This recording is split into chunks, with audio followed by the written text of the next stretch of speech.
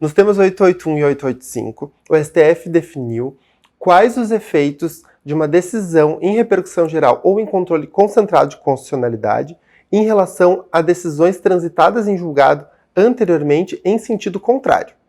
Ou seja, o caso em análise foi o caso de uma empresa que possui uma decisão transitada em julgado desde 1992 pela inconstitucionalidade da CSLL. Em 2007, o STF, na ADI 15, entendeu pela constitucionalidade desse tributo, ou seja, que esse tributo deveria ser pago. Só que essa empresa estava até hoje, há mais de 30 anos, sem recolher CSLL. E esse caso chegou no Supremo como um paradigma para definir quais seriam os efeitos, então, de uma repercussão geral ou de um controle concentrado de constitucionalidade para aquelas decisões que já transitaram em julgado, em outro sentido. O que as pessoas precisam entender é que esse entendimento vai alterar alguma coisa só para aquelas empresas que têm transitado em julgado uma decisão que foi posteriormente revista, um entendimento que foi posteriormente revisto pela STF em repercussão geral ou em controle concentrado de constitucionalidade. Ou seja, aqueles contribuintes que têm uma decisão transitada em julgado de acordo com a repercussão geral ou com o controle concentrado podem ficar tranquilos. O único caso de alguém que precisa se preocupar é quem tem uma decisão transitada em julgado e que posteriormente esse entendimento foi revisto pelo STF em controle concentrado ou em repercussão geral.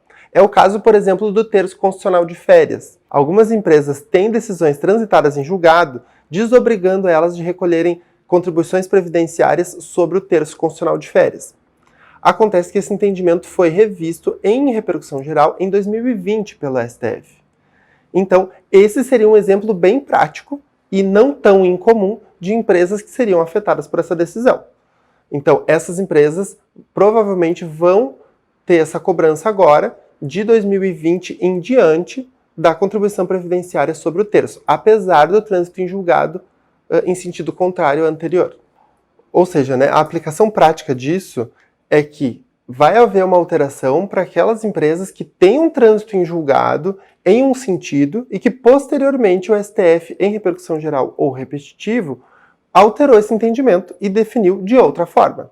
Para essas empresas específicas, para esses casos bem pontuais, vão ser exigidos esses tributos do entendimento novo do STF para frente. Esse caso é muito comum em relação ao terço constitucional de férias. Várias empresas têm trânsito em julgado desobrigando ao recolhimento de contribuição previdenciária sobre o terço constitucional de férias em razão de um entendimento antigo do STJ. Acontece que o STF alterou esse entendimento em 2020. E a partir de 2020, provavelmente essas empresas vão ser obrigadas a fazer esse recolhimento de 2020 para frente das contribuições previdenciárias sobre o terço constitucional de férias. É importante dizer, então, que o entendimento novo se aplica da decisão nova para frente e não abrange o período retroativo.